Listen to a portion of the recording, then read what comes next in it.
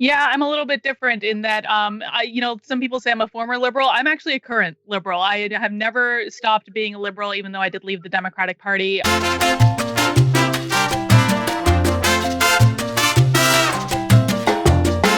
Yeah, I'm a little bit different in that, some people say I'm a former liberal. I'm actually a current liberal. I have never stopped being a liberal, even though I did leave the Democratic Party. I politically, on my political compass test, I tend to be right.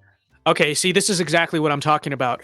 We have a debate over like what I guess it's technically what it means to be a Republican, but still fundamentally the debate we're having is what does it mean to be a conservative? And here we have a self-proclaimed liberal telling trying to like determine what conservatives can and should think and should try to like this is like I'm just like come on like I you have already lost the debate in this context. Again, in general context, you want to talk generally about the issue, sure, but in this context you've already lost the debate if you're calling yourself a liberal, because we're fundamentally talking about conservatives here in the future of conservatism, and here we have a self-proclaimed liberal.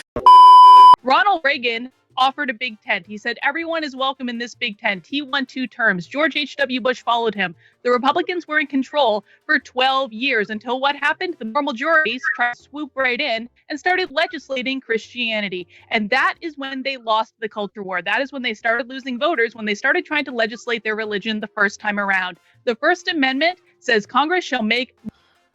Okay, hold on a minute. Let's back up here. Okay, at what point among Reagan or Bush 2 did Republicans begin losing because we try to over legislate morality? Okay, this is I simply have no clue what she's talking about.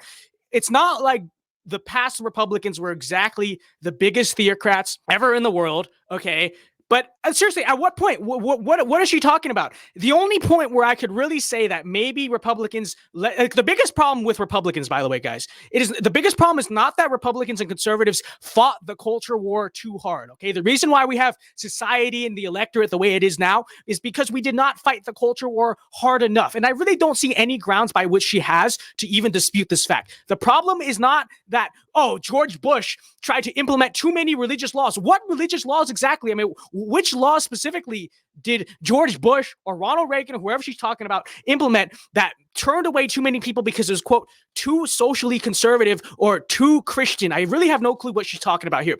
The only laws in which she might be able to try to say, like, this is what it is, did not take place at the presidential level, because I really can't think of any points in which where national Republicans really did what she's talking about here. And I really challenge her, and I don't think she will, but I really challenge her to actually point out specific examples as to what she's talking about that past Republican administrations did to over legislate morality that in turn turned away voters. I really don't think evidence of that ever really exists. I challenge her to name like a few different laws that had any significance on the electorate. But you want to say, hey, maybe Republicans at the state level were too theocratic. Even then, that argument really has no basis, because if you look since the 1970s, 80s, and 90s, Republicans have actually gained governorships, have gained state legislatures, have gained control over far more states than they've lost. Okay, they've had a huge net gain. And the states that Republicans have lost, you really are hard pressed to say that the reason they lost is because they became too theocratic or too Christian or too socially conservative. It really just doesn't hold up. Many of the states that Republicans have been lost clearly, like you can clearly trace it to being as a result of some change of the electorate, some change of voting demographics, whether that's changing in the aging of the population, a lot of people leaving the state. Many of these states have changed because of interstate migration, people migrating from other states. In some states, even immigration is the changing factor in the electorate. Regardless, the reason why Republicans have lost the states they have lost is largely due to changes in voting demographics and changes in the electorate, not because Republicans did one or two laws that were too socially conservative or too theocratic to really turn everyone off. But even then, if you want to say this is why Republicans are losing, there is no basis, because first of all, on the national level, there's simply I simply have no idea what she's talking about. Nobody has any clue what she's talking about. But on the state level, even if you want to go, on the state level, still Republicans have gained more in America than they've lost by a pretty significant margin over the past few decades. So really, there is no basis for this argument. She has no clue what she's talking about, okay? Like, I'm sorry, ad hominem, I know, but she actually just does not have a single clue what she's talking about. The problem is not that conservatives have fought the culture wars too hard or have been too socially conservative. Again, the problem is that conservatives have not fought the culture wars hard enough, and that's the reason why we're losing. And really, if you want to talk about electoral politics, the electoral politics actually backs this up. This guy brings up a great point, and he says, Clinton signed a bill that stated that marriage is between a man and a woman. Again, the solely conservative bill. And where are Democrats now? Winning, not losing. So again, her argument absolutely makes no sense. So says Congress shall make no law respecting an establishment of a religion or prohibiting the free exercise of thereof. So it protects your right to practice your religion as much as it protects mine right to practice mine. This is not a question of religion. If you want to do whatever you want to do in church, that's fine. Go talk to your church elders, go talk to your deacons, exclude anyone you want from your church. But the fact of the matter is that I would really like if the Democrats didn't control everything. And in order for that to happen, we need to win. And that means building the broadest possible coalition of voters that we can. And that's what I think we should do. Okay, once again, like I've been saying, the way you're going to win is not by creating a more woke coalition than the left, as if that were even possible. It is not possible. The left rules wokeness, okay? So you're not going to be able to do that. But again, let's actually debunk the other thing she's saying. She basically is completely misinterpreting the idea of what separation of church and state is, completely misinterpreting the First Amendment itself. Nowhere does the First Amendment protects the free exercise of religion. It prevents the government from creating a state-run religion. But that is it.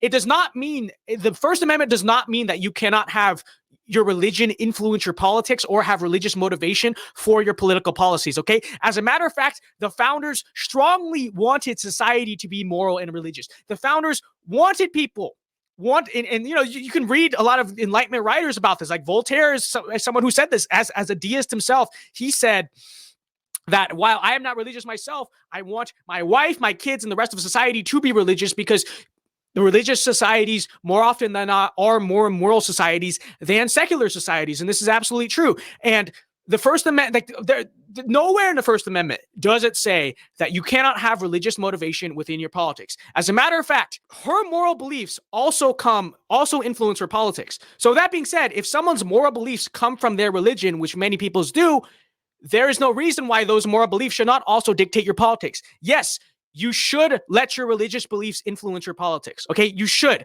What kind of religious person does not let their religious beliefs influence their politics? Okay, like that is just a ridiculous idea. That's a ridiculous notion. So again, total misinterpretation of the First Amendment. And this is something I see liberals misinterpret a lot. That is not what separation of church and state means. Separation of church and state does not mean you cannot have religiously driven motivations and religiously driven influence in politics. That is not what it says at all. And that is fundamentally against what the founders believe. The founders did actually wanted religious influence in politics. So let's be clear about that. So having families, that is the future of the party. We started losing when we started compromising. Big Tent is a lie. Lauren, let me jump in there real fast and give Blair a chance to respond to that. Can I say really quick? Okay, I know I keep stopping after everything. I just can't help myself from talking. I mean, seriously. No, but honestly, this whole Big Tent talk, folks, let's actually be practical, okay? You guys want to say, hey, we just got to be practical, folks. We got to win elections, okay? The way we win elections is not by appealing to 3% of the U.S. population, which really has not even voted for us, even as much as we tried. Here's the truth, guys. The place where Republicans need to expand is not with the LGBT community. It is not with the Black community. It is with Hispanics. It is with Latinos for several reasons. Number one, Hispanics are far more open-minded than these groups. Like as an aggregate rule, right? I'm not saying like obviously, you have Republican, Democrat, right? Group people in both groups, but as a general rule, they've shown to be far more electorally malleable than these groups. Okay, so that's number one. Number two, they're also the fastest growing demographic group in America. Number three, they are actually a demographic group that social conservatism has proven it actually appeals to. And why is that? Well, mainly because a lot of Hispanic people in this country, the majority of them are actually very traditionalist. They are actually socially conservative, very Catholic, right? And again, this is the thing. if you want to play identity politics, the place where we should be playing identity politics is like this. This is where we should play the identity politics game, okay? If we're going to do that, which I'm not a fan of doing in general, but if we're going to do it, what we should be doing is not trying to like wave an LGBT flag on stage and thinking that's going to work, or say, oh, well, look, we did criminal justice reform, now vote for us, Black community. No, actually, the place where we should be playing identity politics is by, let's just say for an example, picking a Catholic vice president, because the majority of Hispanics, a group that we need to win. And by the way, the only group in 2020 that, despite the Republicans actually trying the least to appeal to, we actually made the biggest gains with Hispanics. You wonder why Trump won Texas so easily? Because he won a huge share of the Hispanic vote that was unprecedented in recent elections for Republicans, okay? And at the same time, you look at the Midwest, right? Midwest is a more Catholic area than a Protestant area. Like a lot of that white working class up there is Catholic. So again, if we're going to play any identity politics, it should look something like, maybe, because, generally the Republican Party is more like Protestant-centric. The place where we should be playing the identity politics is actually appealing to Catholics with social conservatism. That is how we win elections, not by appealing to 3% of the population and absolutely failing to do that. We should be appealing to Catholics. And by the way, Hispanics were a very Catholic, probably arguably, Hispanics overall, when you really look at it, may be the most socially conservative group in America. So why do we try to pander to groups that make up a smaller amount of the population, and that we really are not that good at pandering at? And by the way, which just don't win us elections in general. That is, if you want to talk about being a big tent, that is how we be a big tent, not by this other type of nonsense that they're trying to basically push. So. Well, right now, it's not conserving anything because they don't have any power because they lost elections. But I do want to speak to John's point specifically. And what did I say? What did I say about how you win elections? Fundamentally the opposite of what she was saying. By the way, I am right and she is wrong. This is not my opinion. This is a matter of pure electoral analysis. Like I gave you guys the breakdown, okay? In 2020, Hispanic voters saved Texas. LGBT voters did not. Black voters did not. Even female, like whatever group you're trying to go after. It is a fact that Hispanic voters saved Texas, okay? And we should give them credit for that, not some other group. And the way you appeal to the Hispanic community is not, by the way, a very socially conservative community, is by, I don't know, being socially conservative. And that he used the magic word, which is pandering. The left panders to the LGBT movement. Trump did advocate for LGBT policies. He did so by appointing the first openly gay member of the cabinet, which the left likes to forget about all the time. He did support this community. He just didn't do it in a way that was pandering. But again, like I'm a liberal because I believe in individual liberty, individual. I would actually argue that it was okay. Wait, hold on. So her argument as to pro-LGBT policy was that Trump appointed a gay man to a cabinet position, but she says that's not pandering. I don't really understand. Like that kind of is actually the definition of pandering. Like that is pandering, is like you don't actually support a policy in favor of this. You just make it look like you're doing it by playing. What? That doesn't make that actually is the definition of pandering. Actually, freedom. I'm very concerned with preserving really means, specifically.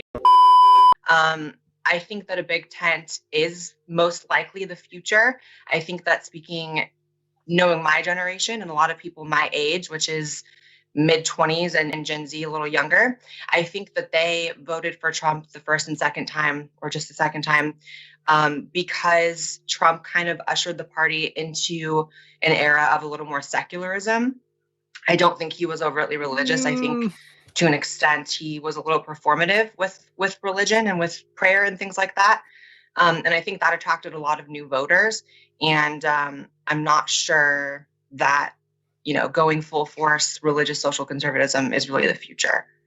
Okay, well, let's kind of break down what she said. Okay, well, I just dropped my AirPod case. That's not good. No, okay, let's actually kind of break down what she said. So it is true that like Trump himself, not really a Christian, right? Like I know he does it like performatively to but fundamentally the MAGA movement, even if you want to say like, I don't think the MAGA movement fundamentally was a stray away from traditionalism to secularism. In fact, the MAGA the basis that the MAGA movement really was started off of is fundamentally more socially conservative, more socially traditionalist than the sort of GOP of Mitt Romney. Okay. And that is sort of at the heart of populism, you know? And I think on a lot of issues, the MAGA sentiment actually is more, and like you can say, oh, it was religious, it was not religious, but it doesn't really matter, because when you really look at MAGA itself, even if Trump is not the biggest Christian, fundamentally the ideas that they were promoting and ideas that they tried to fight for were intended and ultimately did have the effect of strengthening the political power of Christianity in America. So I'm not sure I really agree with her on that. And then, you know, she talks about being a big tent.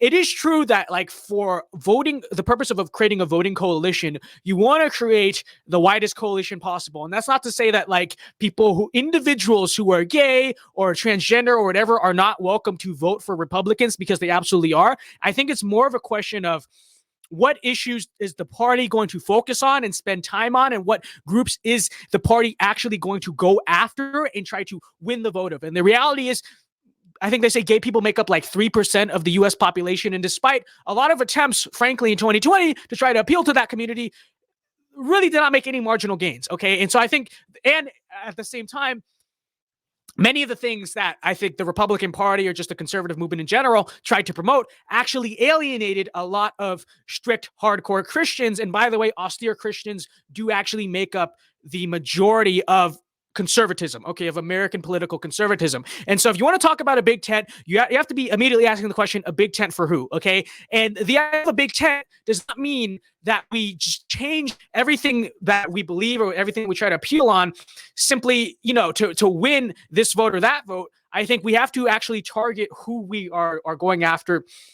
We have to target the people, target certain groups. That is true, but I don't think that this is the way to do it. And I'll talk more about that as we go on in this stream. I don't want to like talk for too long, but if you guys do want to wield power and enact the socially conservative changes that you want, you do have to win elections, and telling people that they don't have a place to vote in your direction or that they don't have a place in your party isn't the way to win elections. So I guess if the topic is the future of the right, I think the future of the right's already settled.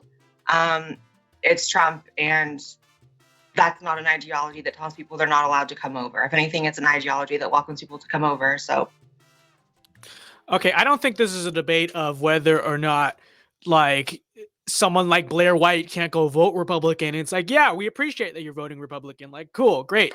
I think the debate is where like I've been saying, like, what should the Republican Party be focusing on? Where should the conservative movement be focusing its resources? Now, if Blair White wants to get on YouTube and go, like, I guess, I don't know, try to win over other members of the LGBT community, cool, go ahead, do that. But it is not something that the Republican Party should be spending its time on. Not only is this group we're talking about only make up 3% of the US population, which is literally nothing, but Republican attempts to appeal to this community have failed, and they have alienated a large number of the actual base that Republicans do need to win, which is Protestant and Catholic Christians, both white and Hispanic, and, you know, even some could even argue some people in the Black community and in Asians too, like, just in general. It is not a worthwhile expenditure for Republicans to be spending this much time on a community that they have, frankly, completely failed at remotely being able to win over. At the cost, especially at the expense of alienating so many people that they actually do need to win. So if you want to talk about winning elections, like I said, that is not the way to go. And I feel like I've kind of destroyed this, like, time and time and again, but it is true. So I think it needs emphasis. But okay, like I said, it's not about exclusion. We're not telling Blair White that she can't support Trump or she can't be a Republican or whatever. What we're saying is that, you know, the Republican Party has a limited amount of time that they can spend in money and resources and all that stuff on certain groups. The question is, what groups should they be doing that to? What groups should they be trying to appeal to? What should the messaging be? And I think she's conflating being excluded versus simply not being the focus of the messaging. Also, what you said about LGBT votes not having a statistical raise, I believe they did double. Obviously, it's still a small community, but it did double from 2016. So clearly there is a shift happening. I think it was 14% in 2016 and probably like 1% every other election before that.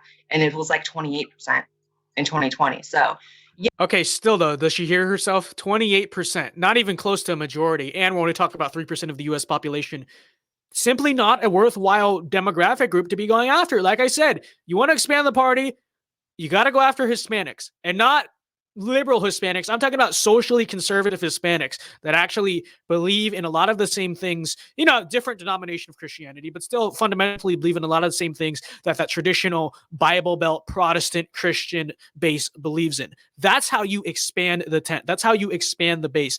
And that is a way to expand the base that has actually been proven to be effective, because you can actually see visibly Hispanics hopping over to the Republican Party, and you can see it visibly, measurably making a statistically significant difference in states like Florida and Texas. Why do you think Florida went how much did Trump win it by? Like 3-4 points? Huge margin for the state of Florida. Florida's always a really close state. Why do you think that was? Big reason is because, down in Miami, the Cubans jumped ship massively. The Texas, okay? I think someone was telling me this. I don't remember none of this is true, but you guys might not know this, had the traditional white voter turnout that just been it, like had Hispanics not made the difference in the election, Texas would have only gone to Trump this past year by 1 point. Okay, 1 point. Instead, it went to Trump by almost 6 points. And the reason is because Hispanic voters down in South Texas actually made the difference. Okay, they saved Texas. Okay, they did.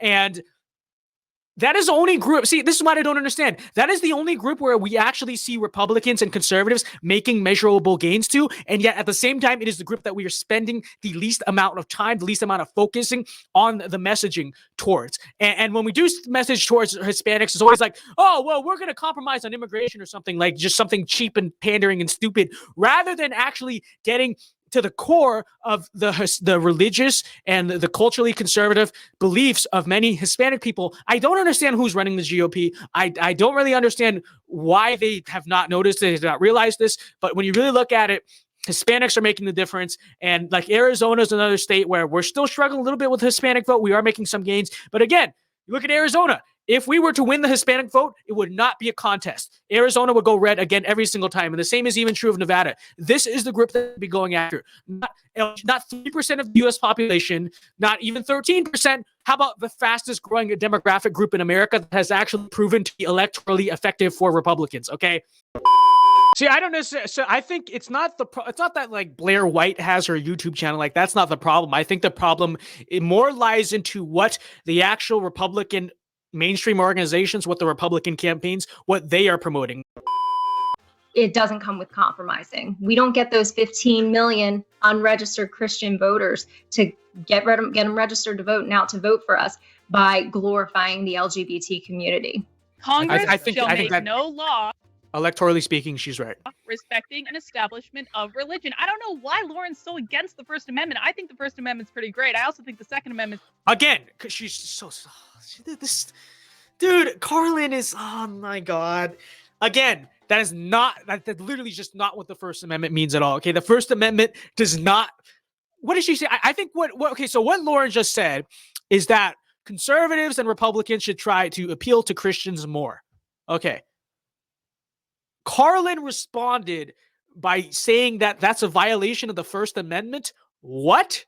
That doesn't even make any sense. Like I said, nowhere in the First Amendment says that you can't try to appeal to religious groups to win votes. What? Like, where is that in the First Amendment? That's not what the First Amendment says. The First Amendment says, you can't infringe on people's right to practice their religion, and that you can't create a state-established religion. That's really all that the First Amendment says on religion. It does not say you can't try to appeal to Christian voters. What is she even talking about? No idea. Like, what does that even mean? Low IQ, okay? I'm sorry. I know I criticized ad hominem, okay? But like, seriously, she doesn't know what she's talking about, okay? And that's pretty great too, because it protects the first. And these are the things that we should actually be conserving, and we can't do that if we can't win elections. The fact of the matter is, Lauren, that every single problem. I'm not going to go over it. If you guys are just hopped on the stream, you guys go over it again. But again, I've like repeatedly explained why her strategy to win elections is fundamentally flawed. This is not based on my opinion. This is based on data, and why becoming more socially liberal actually does not help the Republican Party win more votes to any substantial level, contrary to what a lot of people seem to think. we can keep talking about my husband all she wants to talk about him, but the fact of the matter is, my husband ain't gonna win us an election. Votes are going to win us elections. I don't know why we're so focused on these issues that are driving people away from voting for things like conserving the First Amendment. Dude, I would actually really love to have a debate with Karlyn about how Republicans win elections, because she's clearly wrong. I mean, she's fundamentally wrong. Total misunderstanding of like electoral politics right here. Like I challenge, okay, I'm pretty sure she'll never respond to me, but I actually would like to challenge Karlyn to debate, not so much on this issue itself. I would actually like to challenge her on the debate of like her idea of how Republicans win elections, okay? Because she is so wrong. She's fundamentally wrong. What she is saying is not backed up by data, not by any hard proof, okay? So, you know, I would actually like to really debate with her on this. Mining, I don't know why Mining Diamonds, whatever his name is, says social conservatism is the future. A big tent will collapse. None of the European political coalitions actually last longer than 6 years. And this is absolutely true. This is something this is basically what I was saying as well. You know, here's the thing. Coalitions do work, but the coalitions have to be created on something like foundational. Not just, oh, we all hate the left, right? Like common hatred of other people does unite people in the short term. In the long term, it doesn't work. Like, really, the way you could create a long-lasting coalition is through social conservatism. You create it between the American middle class in general, the white working class, the Hispanic working class, Asian working class as well. You know, I'm sure even you'd have people from, we've had a really hard time winning the black vote, but I bet you'd even have some people from the black working class and the black middle class jump over. But that is like long term, you have to target something people foundationally believe, right? And it's like, I think, like, I believe Lauren said there's like 15 million or something unregistered Christian voters in America. If they all came out and voted, imagine a huge difference it would make. Like, these are the people that I feel like we need to be targeting. We would ultimately the people that we need to be going after. And like I said, I want to talk about expanding. There are two key demographics essentially that Republicans need to win elections. That is the working class, specifically in the Midwest, right? States like Pennsylvania, Michigan, Wisconsin, Minnesota, that traditional, and Ohio, although Ohio is basically +8 for Republicans now. But overall, that old school traditional, what was traditionally used to be called the blue wall, that Trump managed to be the first Republican presidential candidate, basically since Reagan and the Bush years, the Bush 1 years, to crack that. And at the same time, Hispanics, right? Hispanic voters make the difference in places like Florida, Texas, and Arizona, and overall are simply the fastest growing demographic group in the United States, right? And again, you do not appeal to these groups by dumb pandering. You have to talk about issues that really matter to them, okay? That's why issues like immigration and free trade did so well in the Midwest for Trump. These are issues that actually matter to these people. Now, Trump didn't just put on a hard hat and say, hey, look, I'm working class. Come vote for me, guys. And the same thing is true with Hispanics. Although I feel like he could have spent, in 2020, the Republican Party should have spent a lot more time appealing to Hispanics. It might have saved Arizona, to be completely honest, even with, actually, I'm not allowed to say that on YouTube, but, even considering stuff, I think would have likely saved Arizona if we could have turned out more of the Hispanic vote. That is something that is substantiated by the numbers, right? That is the group that Republicans need. It's a solely conservative demographic group. Maybe not economic. This is the other thing. Maybe not the most economically conservative, right? But that's the other aspect of where John and Lauren are right. Is if the Republicans want to win, they have to become economically populist, socially conservative. That is where most of America is. By the way, not just the white working class, not just the Hispanics in the Southwest. In general, most of America is economically populist, socially conservative. Maybe not the most socially conservative, but socially conservative leaning. At least the electorate in America. Maybe not the millennials. Maybe not our Zoomers. But, the actual people that vote in the electorate are people who are middle-aged and older, and that's where most of them are. And if the Republican Party wants to become this big tent, that is who they have to appeal to. That's where they have to be. The populists, the right-wing populism. That is the future of the Republican Party, okay? It is not a more diverse, more woke coalition of whatever the hell the Republican Party used to be. It is something that is fundamentally different. And that is where you have to be in order to win elections.